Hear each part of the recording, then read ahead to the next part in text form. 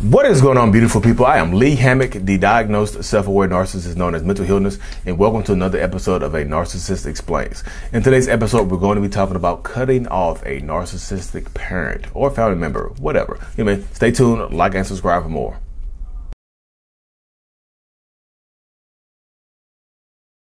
Wow, this is extremely tough to do right here, y'all. So I know we talk a lot about narcissistic relationships being like intimate relationships, but cutting off a narcissistic parent is one of the toughest things to do. Because in narcissistic relationships, you can choose your partner. You can choose your significant other.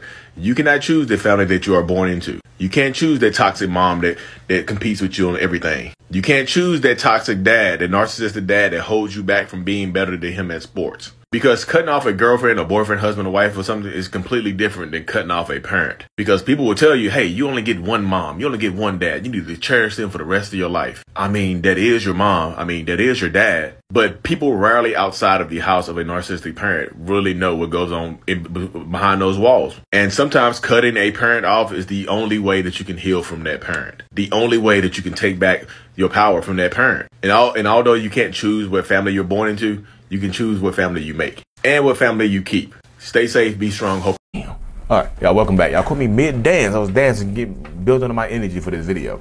So, y'all, cutting off a narcissistic, toxic parent. So, one of the main pages that I follow, and I'm friends with her name is Nia. She runs a page called How to Love a Battered Woman. She had to cut off her narcissistic mom years ago. She has a lot of good information on this subject. I'm going to be interviewing her soon on my channel. If you couldn't read the text on the screen, it says, I just cut my narcissistic dad off. We will see how this goes. You know what I mean? So cutting off like I said in the video, y'all, cutting off a parent it's just tough because it absolutely is. Could it be cathartic? Could it help you release and live a better, more healthier life? Yes. Because you don't owe your parents anything. I know if you have a narcissistic parent that is raising you, they probably conditioned you to believe that you owe them something. They probably conditioned you to believe that that you owe them for being here on this planet. They probably conditioned you to think that everything that you do right now is because of them. They take credit for everything that you do. They probably conditioned you to think that you owe them your life. You're in servitude, like you are indebted to them for the rest of your life for just being born. You deserve, I give you life. I brought you into this world. I can take you out. They'll say stuff like that to you. You mean, what about all the stuff out there? They make you feel guilty. You know what I mean? So cutting off a parent is extremely tough. Cutting off a mom or cutting off a dad. And that's a fear of a lot of narcissistic people. I'll let you know, a lot of narcissistic parents can't fathom their kids cutting them off. But if you do, they'll make excuses like somebody brainwashing them, the other parent brainwashing them, their friends brainwashing them, TikTok brainwashing them, the YouTubers are brainwashing them, blah, blah. It's never their fault. You understand that, right?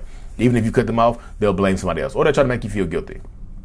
But like I said in the video, you can choose and pick your boyfriend, girlfriends, husband, wives, people that you have in your life and things like that. You can. Most time, I know arranged marriages exist and peer pressure and all that other stuff, but most people have the active choice to pick who you end up with. You can pick your partner. You can absolutely pick your partner.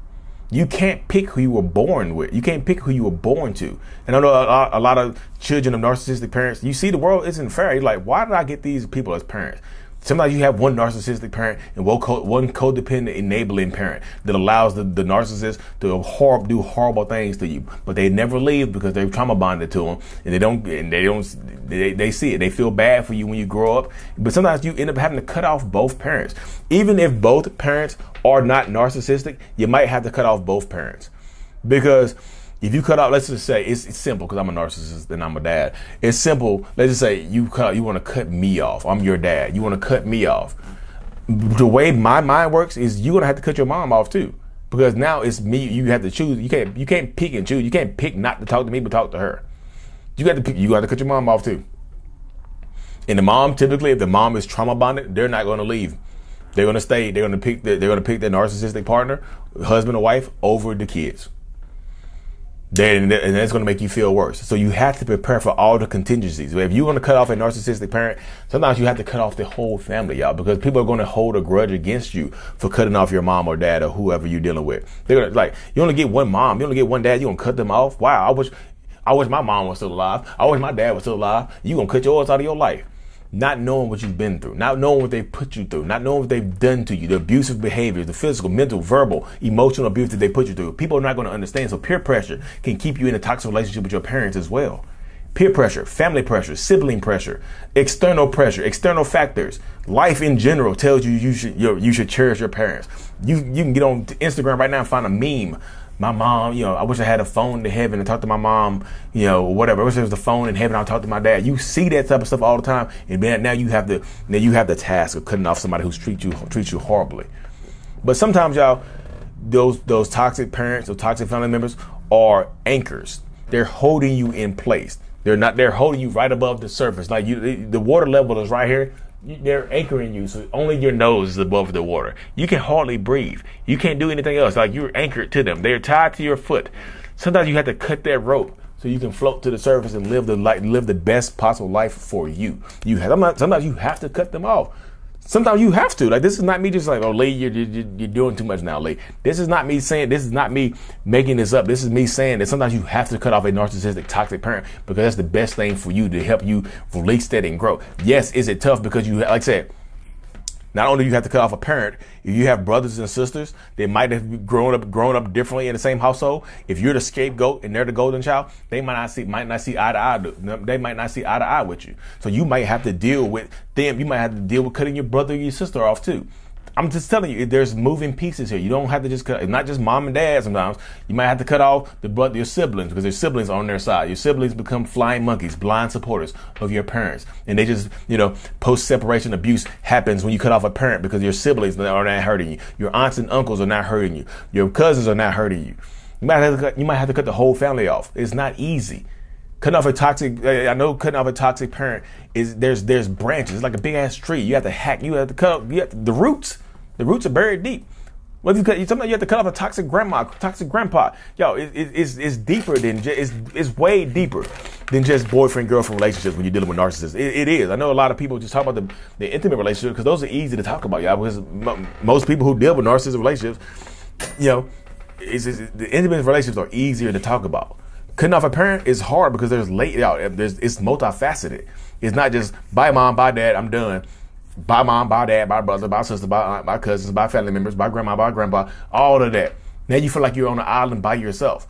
You cutting loose that anchor I was talking about earlier, cutting that anchor off your feet can leave you floating towards a deserted island. The anchor had you in place. At least you were around family and friends and some other people. You cut loose that anchor, that narcissistic, toxic family member. Guess what? You might float to a deserted island. You might be like Tom Hanks in Castaway. You might have your best friend might be a damn volleyball. Wilson, soccer ball, whatever Wilson was. Wilson, you know what I mean? Wilson.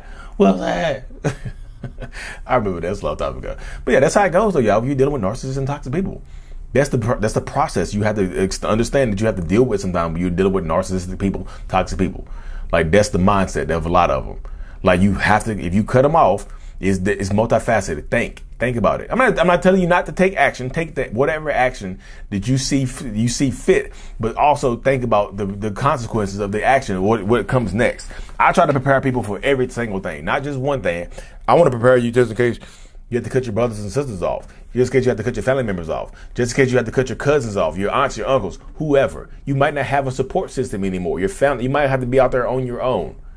And it's scary as hell to be out there on your own on the big earth, you know, the big world and things like that. But it can empower you to be who you need to be. Like I tell you, sometimes these toxic family members are anchors and they're holding you in place and not letting you live the life that you want to live. I read a book by Bronnie Ware. It's called Top 5 Regrets of the Dying. The number one regret of dying people is I had to pull it up real quick. I wish I had the courage to live the life that I wanted and not, the book is called Top 5 Regrets of the Dying by Bronnie Ware. And the number one regret is I wish I'd had the courage to live a life true to myself, not the life others expected of me.